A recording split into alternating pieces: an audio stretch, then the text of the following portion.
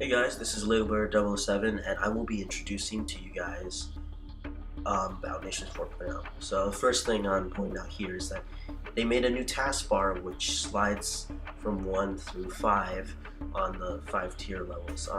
Tier 4 you can see that there's a new thing called Plasma. It's a building. Anyway, they created a new taskbar that's a whole new look and everything, and they even show you your boosts. Like I have 1.0 6 SP boost and everything. Um, in military, they have a new unit. Well, not unit, a new factory. It's called Plasma Weapons Factory. You have the ability to build 4 new troops in there: Plasma Trooper, Artillery.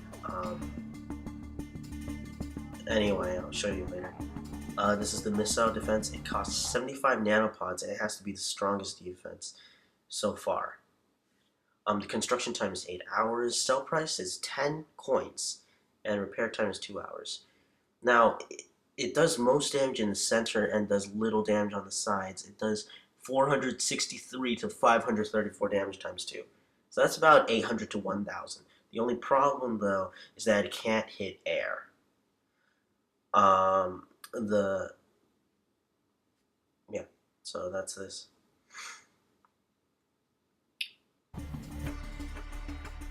What else is there is that they created, as I told you, the new resource Plasma. You can get it from here, the Plasma Factory. It says that Plasma has you only have the ability to store 100 plasma, and plasma can be converted from oil by the plasma refinery. You can make a maximum of 5 plasma per day using plasma refinery at level 1, and you can make 9 on advanced plasma refinery, which costs you 160 nanobots. There's a few new shops. The first one I want to talk about is the research lab. So this thing it makes you, well, it's just like any other shop. Same with the chemical reservoir, though I have a feeling that both of the, well, yeah. Anyway, that one gives you 100 XP per, I think it was hour, I forgot. And this one costs you 120 nanopods and turns trash into gold. Fun. That's it for the shops. And now I'll move on to these units. Now in the vehicle factory, there's a new unit by the name of the Portable Electric Fence. It is immune to almost everything but fire. It has more life and shield than a portable wall. So it hits 3 of the first bases, has 70% to stun for 3 turns, but it takes 6 rounds to like for cooldown time. And here's all the stats. Oh yeah, it can't hit air units though. It's probably its main weakness. The other thing I wish for you to notice is that they have Z2 Live has taken the Raiders out of the prestigious academy and turned them into the Raider training camp. Now, Allied Dustwalker is the only unit that doesn't cost nanopods that came from the prestigious academy. Now here's the Royal Spider-Blast Warrior, the newest unit coming from the prestigious academy. It's immune to fire and poison. It does 124 to 186 damage at level 1, can hit everything but air or LT, or, well, just but air. This one does, from what I can tell, hits 9 squares. And here's the stats. And this thing actually only costs 65 stars and a bunch of coins, which for some odd reason isn't stated there. I think it costs like 18,000. So yeah, those are the main changes so far. I forgot to mention that they changed the missions as well to show you all your missions, and they changed the the overall placement of the areas. Now they made it bold so it's more obvious, I think, for people to see. And I'm gonna attack somebody to show you. So this is the new unit layout. They show you which number's ready and which one's owned, and they also show you, they give you tabs. So now it's easier to select your units.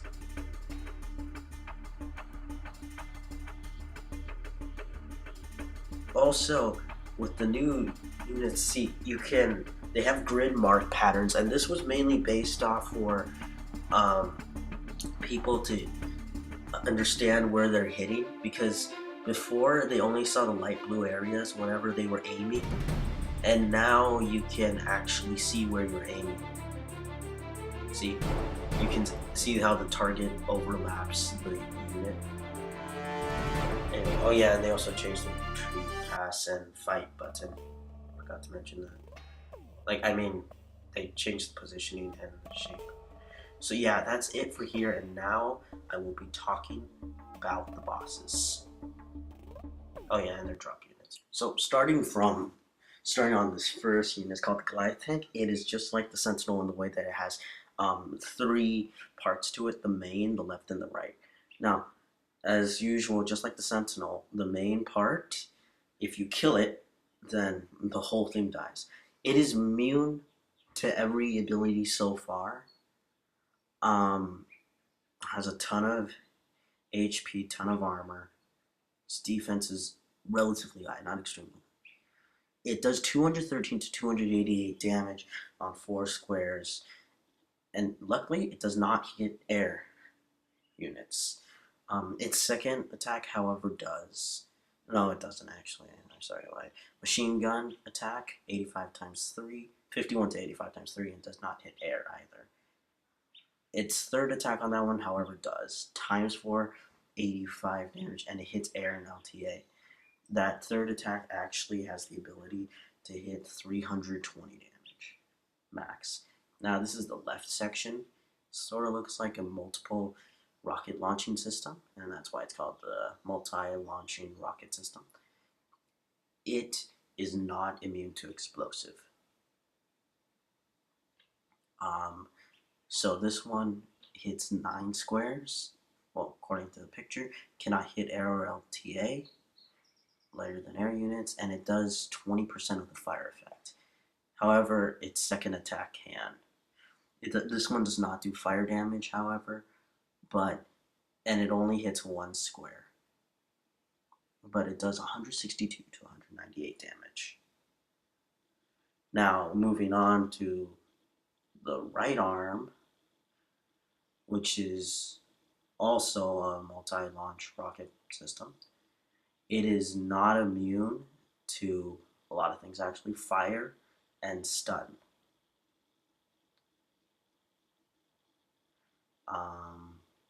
So it does a crisscross pattern of hits, and this one can't hit air either.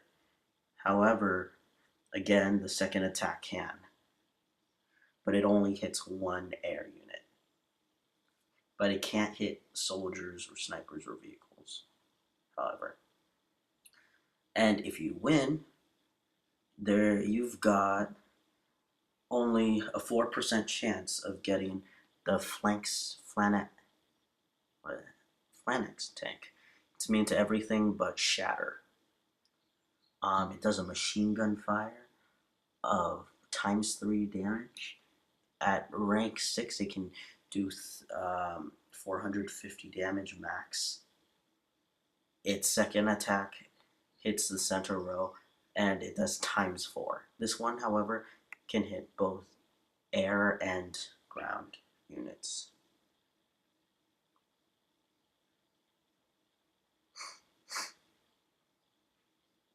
And those are the ranks table and the healing costs.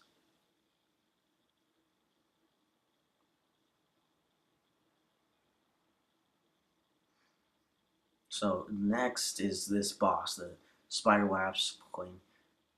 Basically immune to everything except fire. However, at level 68, well, when you get to level 68, it changes and it becomes immune to fire damage.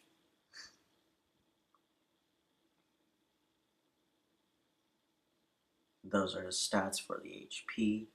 The armor, you can see that the HP grows, and then finally at level 70 the HP and the armor grows.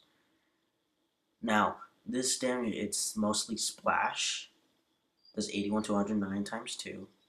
Hits air and LTA. This one hits every single one in the row. Hits air and ground. 68 to 92 damage. And this one does crisscross pattern, 36 to 74 damage, and it also does air and ground. However, also at level 68, the damage amount is the same as well.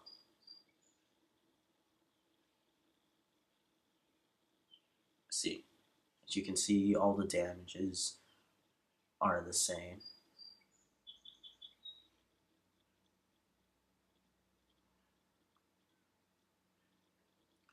And finally, at level 70, it becomes extremely, well, not extremely, but it becomes more powerful. 108 to 139 times 2, which is 30 power more.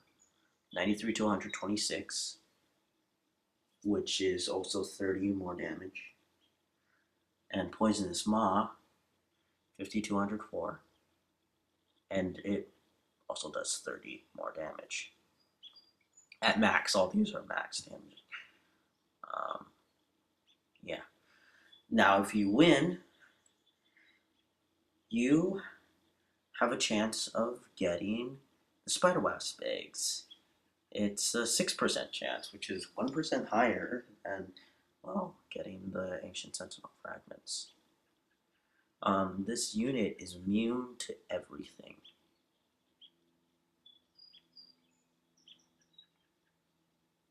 And it is most compared to the portable electric gate because its attacks are almost the same. It does chemical damage to the front 3 rows. It's an ignorable object. And the air and LTA, well, it can't hit air and LTA. Now, the hospital healing cost, well, coins and chemical vials.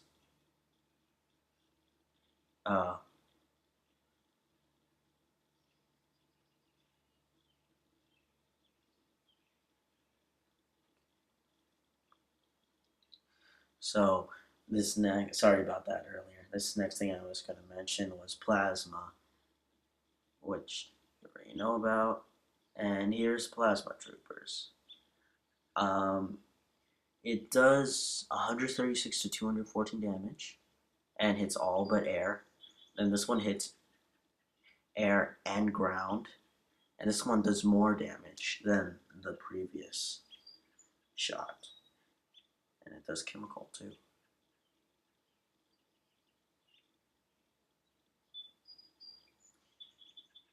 Anyway, so here are the stats. And as you can see, it takes plasma to promote, just like any other plasma unit trained in the plasma factory. Healing cost, plasma. Training cost, plasma. Oh yeah, and steel. And gold. The healing cost also, you have to throw in some laurels. So, now, moving on to the plasma turret. It's an ignorable object. It is, well, it is not immune to stun, shatter, and here are the stats. It cannot hit air on this attack, and its max damage is 420 at the final rank. Costs steel, plasma, and gold. And this one, to heal it, costs steel, gold, and widgets. This is the plasma tank. It's the only plasma unit so far trained in the plasma weapons factory that costs nanopods. It is only immune to flammable and freeze. I don't know, I call it explosive. It does 200 to 300 damage on the first square and lesser damage in the back squares on this attack. Cannot hit air, only ground. Second attack, it's like a mortar attack. It can hit all units times 2 damage. And this final one, it appears that it hits every single square equally. The final attack, oh no, it doesn't. The final attack is 219 to 355 damage times 6. And it costs 20 nanopods to research. And an hour and 12 minutes of your gaming time. Stats. Training costs. Healing costs. Yeah. Sorry if you hear cars in the back. And this is the final, the plasma artillery cannon. Only immune to flammables and freeze. And, well, this is what it does. It does fire damage. At max level, it can do 394 damage. And it hits all units. Its crisscross damage, max is 216 to 504 damage. 65% fire, costs 30 nanopods to research in 48 minutes of your gaming time. And then here are the training costs, healing costs, and yeah. I want to thank Battle Nations Wiki for providing me with this information. Thank you, guys, and I will see you next time.